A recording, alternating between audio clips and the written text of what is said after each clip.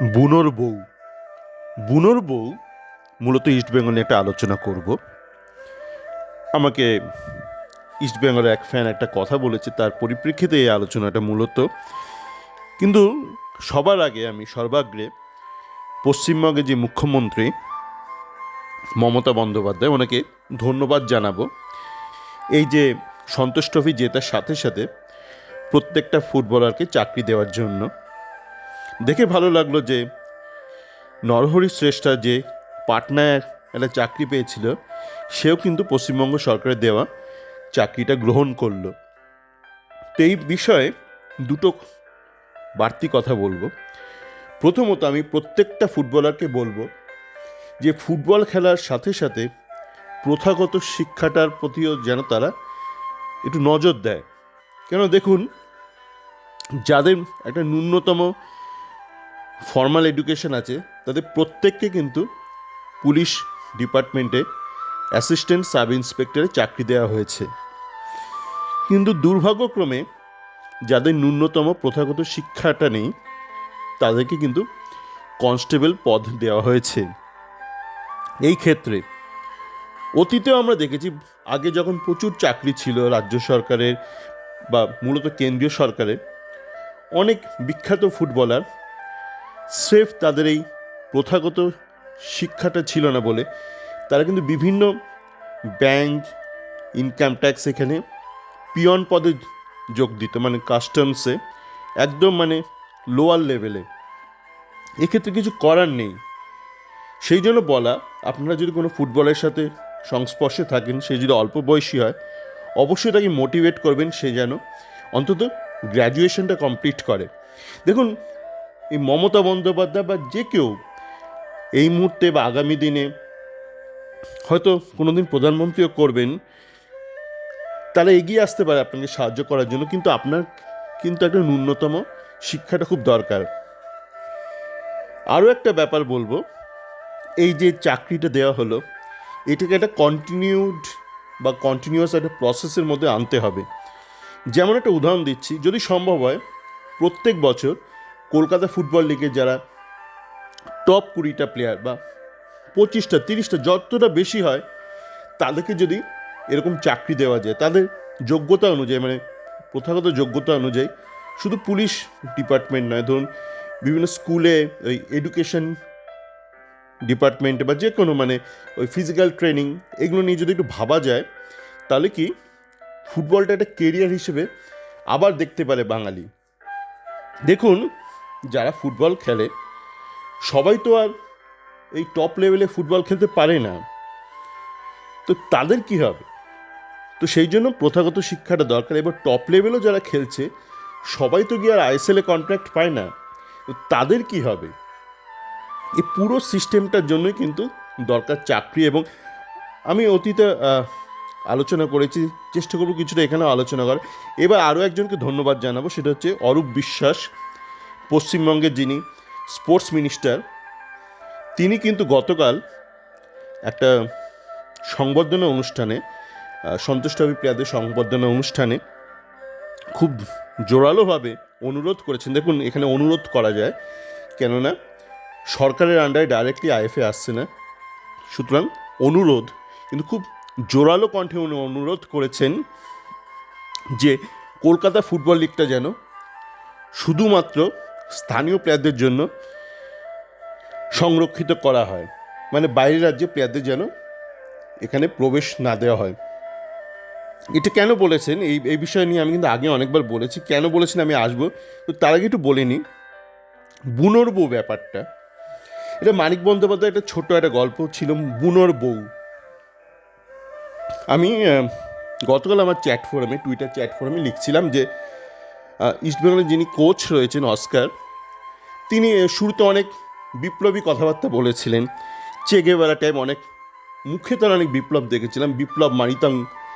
কিন্তু কর্মে দেখলাম তিনি কেমন যেন একটা ভেজা বেড়ালের মতন আচরণ করছেন, এবং কেরালা থেকে যেসব জঞ্জাল প্লেয়ার আনা হয়েছে তাদেরকে তুলে ধরছেন।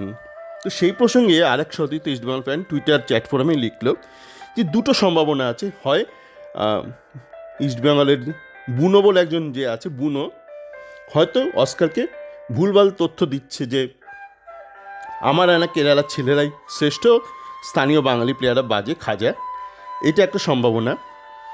আর দ্বিতীয় সম্ভাবনা যেটা সে বলল সেটা হচ্ছে যে হয়তো অস্কার বুঝতে পেরেছে যে এই মুহূর্তে সংখ্যাগরিষ্ঠ ইস্টবেঙ্গল ফ্যান তারা কেরালা প্রেমে মজে, এবং মানে কেরালার বিরুদ্ধে কিছু হোক তারা চায় না। তো হয়তো এই দ্বিতীয়টাই হতে পারে, মানে কেরালা প্রেমে চূড়ান্ত মজে আছে ইস্টবেঙ্গল ফ্যানরা। এবং এই প্রসঙ্গে ওই মানিক বন্দ্যোপাধ্যায়ের বুনোর বউ, মানিক বন্দ্যোপাধ্যায় একটা ছোট গল্পের সংকলন আছে বউ বলে, সেখানে বিভিন্ন ছোট ছোট গল্প আছে। মানিক বন্দ্যোপাধ্যায় মোটামুটি আমার পুরোটাই পড়া, ওনার উপন্যাস, ছোট গল্প, ওনার ছোট গল্প তো অসাধারণ হয়। তো ওরকম একটা সংকলন ছিল, কোন প্রকাশনার ভুলে গেছি। সেখানে বিভিন্ন বউ নিয়ে গল্প ছিল, চোরের বউ, ডাকাতের বউ, বিপত্নিকের বউ, এরকম বিভিন্ন বউ। তো একটা হচ্ছে বুনোর বউ। বুনোর বউটা এরকম, একটা মেয়ে সদ্য বিবাহিত হয়েছে, মানে আগেকার দিনে, মানে অ্যারেঞ্জড ম্যারেজ। এবার সে ভাবলো যে আমি গিয়ে আমার বরের খুব সেবা করব, তাহলেই মানে সবার মন জয় করব। তো সে শ্বশুরবাড়িতে গিয়ে দেখলো সেখানে একটা বুড়ো একটা কুকুর আছে, একটা বুড়ো অ্যালসেশিয়ান, কালো একটা অ্যালসেশিয়ান কুকুর রয়েছে, তার নাম বুনো। এবং সেই বুনোর খুব খাতির সেই বাড়িতে, মানে কেউ কিছু খাওয়ার আগে বুনোকে একে খেতে দেয়। তো সে ভাবলো আমি বুনোকে তো পাত্তা দেবো না, আমি ডাইরেক্ট আমার স্বামীর সাথে থাকবো। তো বুনো তাতে খুব রেগে গেল, ঘেউ করতে থাকলো। আর বাড়ির সবাই হঠাৎ করে মানে সেই বউয়ের ওপর কেন বিরূপ হয়ে গেল, বলছে তুমি বুনোকে প্রশ্রয় দিচ্ছ না, মানে বুনোকে তুমি মানছো না, গ্রাহ্য করছো না। তো তখন একদিন রাত্রে মেয়েটা ভাবলো যে না, আমাকে যদি আমার বরের মন পেতে হয় তাহলে আগে বুনোর মন পেতে হবে। তারপর থেকে সকালবেলা সে ঘুম থেকে উঠেই সবার আগে বুনোর সেবা করতো, বুনোকে চা বিস্কুট দিত। বুনো তারপর একটু ল্যাজ নাড়তে শুরু করলে তখন সে গিয়ে বলতো হ্যাঁ গো উঠেছো, ঘুম থেকে উঠেছো, বরের সেবা করতো। তারপর থেকে সেই মেয়েটা বাড়িতে তাকে গ্রহণ করে নেওয়া হলো নতুন বউ হিসেবে। তো সে ভাবছে আমি আমি কি তাহলে বুনোর বউ, মানে ওই তার বরের বউ না হয়ে সে বুনোর বউ হয়ে গেল। যাকে ঘটনা হচ্ছে মানিক বন্দ্যোপাধ্যায় গল্পটা লেখিনি, আমি বানিয়ে বললাম, একটু মজা করলাম। তো এখন যেটা হয়েছে ইস্টবেঙ্গল ফ্যানদের অবস্থা, ওই বিষ্ণুকে কেন্দ্র করে আমি যেটা বলেছি যে আপনি এরা অস্কার বা ইস্টবেঙ্গল ফ্যানরা নির্দ্বিধায় বিষ্ণুকে 90 মিনিট মাঠে রেখে দেয়, এবং 90 মিনিট আপনি মাঠে যা কাউকে রাখলে সে একটা ড্রিবল করে দেবে বা একটা নাটমেক করে দেবে। আপনি যে কোনো র্যান্ডাম কাউকে নামাবেন মাঠে, বলে তোকে 90 মিনিট রাখবো, সে একটা কিছু করে দেবে। ওই একটা কিছু করলে ইস্টবেঙ্গল ফ্যানরা নাচতে শুরু করে দেয়, শ্রী চৈতন্য মহাপ্রভুর মতো নাচতে, দুহাত তুলে নৃত্য করতে শুরু করে দেয়।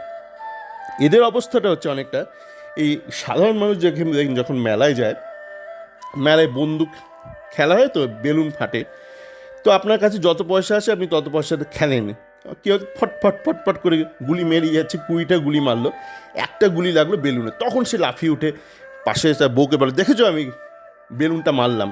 এবার 20টা গুলি যে ছুড়লো, ছোটো ছোটো দানাগুলি, তার মধ্যে 19টা যে লাগলো না, একটা কি লাগলো বেলুনে, তাও হয়তো আপনি জানেন আপনারটা লেগেছে না আপনার পাশে কেউ মারছে সেটা লেগেছে, নাচতে শুরু করে দিল। তো এখন হচ্ছে ইস্টবেঙ্গল ফ্যানদের ওরকম একটা ব্যাপার যে সারা ম্যাচ বিষ্ণুকে রেখে দেওয়া মাঠে, যদি বিষ্ণু একটা কিছু করে দেয় সেটা নিয়ে নাচানাচি শুরু করে। এবার আমি আসি যে কেন অরূপ বিশ্বাসের কথাটা আমার মনে ধরেছে, এবং এই ব্যাপারটা আমি বলে আসছি, মানে অরূপ বিশ্বাস বলার আগেও আমি একটা বলে আসছি। তার কারণ হচ্ছে দেখুন, ঘটনাচক্রে আমি শুধু ভারতবর্ষে যে বিভিন্ন বড় বড় শহরে থেকেছি তা নয়, এই আমাদের পৃথিবীতে যে বড় বড় কিছু কন্টিনেন্ট আছে, ইউরোপ, আমেরিকা, এশিয়া, এই 3টে কন্টিনেন্টেরই বেশ কিছু একাধিক 1 নম্বর দেশে আমি থেকেছি। 1 নম্বর মানে প্রথম বিশ্বের দেশে আমি থেকেছি, বেড়াতে না, বেড়াতে তো যে কেউ যেতে পারে, কর্মসূত্রে থেকেছি, কাজ করতে করতে থেকেছি, তো সেই জন্য একটু আইডিয়া আছে। দেখুন, আমি যেটা বলে আসছি যে কেরালার প্লেয়ারদের নিয়ে আপত্তিটা, সেটা শুধু কেরালার প্লেয়ারদের নিয়ে নয়, অরূপ বিশ্বাস যেটা বললো যে কোনো নন লোকাল প্লেয়ারদের নিয়ে আমার আপত্তি। ডেভেলপমেন্ট স্টেজে আপনার ব্যাপারটা গুলিয়ে ফেলছেন। আমি কখনো বলিনি যে আইএসএল স্কোয়াডে কেরালার ছেলেদেরকে নেওয়া যাতে না হয়। আমি বলছি কি, আপনার যে ডেভেলপমেন্ট সিস্টেম আছে, দেখুন আপনার একটা এডুকেশন সিস্টেম, সেখানে ধরুন প্রাইমারি স্কুল, নার্সারি আছে, প্রাইমারি স্কুল আছে, হাই স্কুল আছে, কলেজ আছে, তারপর আছে আপনার কর্মস্থল বা চাকরি, পেশাদারি চাকরিস্থল। তা আমি বলছি না যে পেশাদারি চাকরিস্থলে কোনো রকম কনস্ট্যান্ট আসুক বা লিমিটেশন আসুক। আমি যেটা বলছি, আপনার স্থানীয় ছেলেরা যে উঠে আসছে আপনার স্কুল কলেজ থেকে, সেইগুলোতে যেন একটু নজর দেওয়া হয়, যাতে বাইরের বহিরাগতরা না চলে আসে। কেন বলছি এবার আপনি বলতে পারেন, কি আমরা তো একটা দেশের মধ্যে রয়েছি, আমরা তো বিদেশের মধ্যে নেই।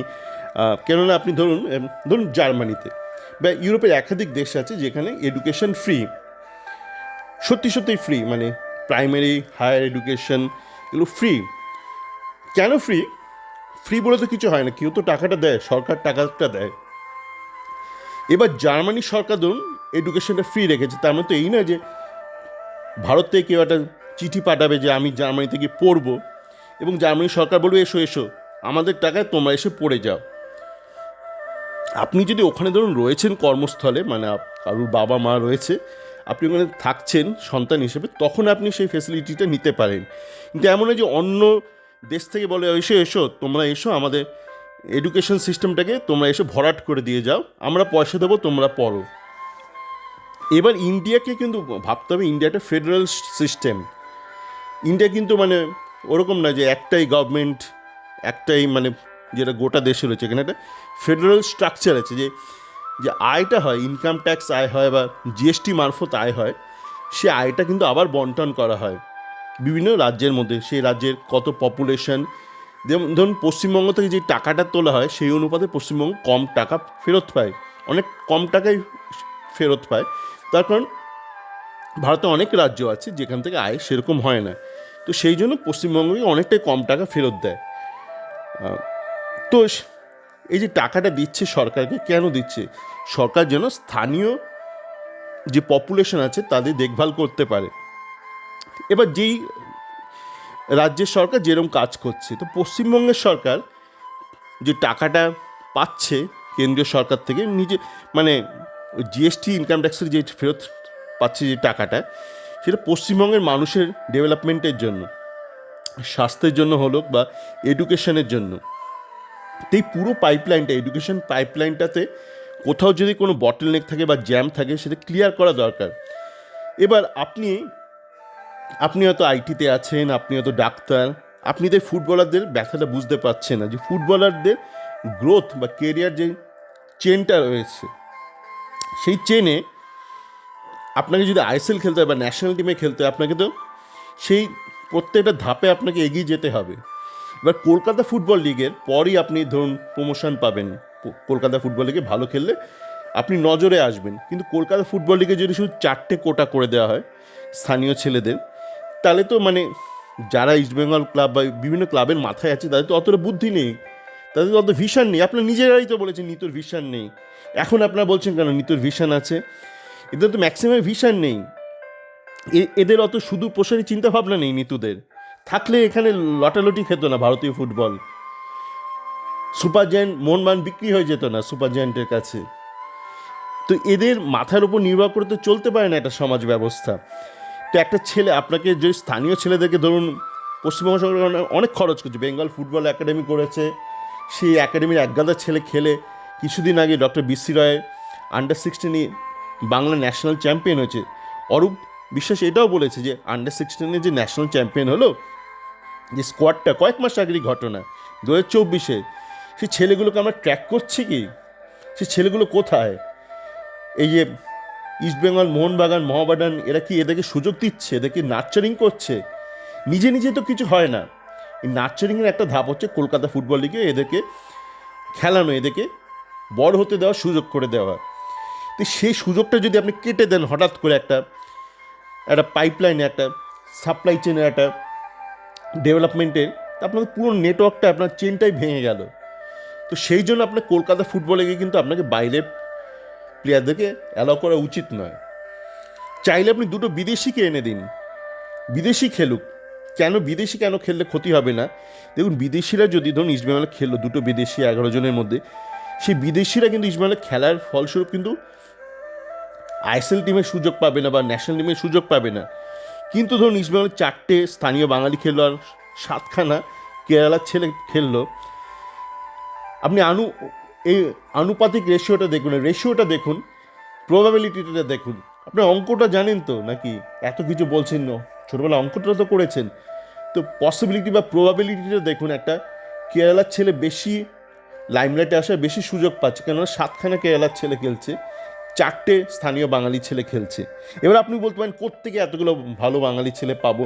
এটা হেডেকটা আপনাকে নিতে হবে, কোত্থেকে পাবো না। আপনি পশ্চিমবঙ্গ সরকার সব কিছু করবে, আপনি খালি বসে থাকবেন?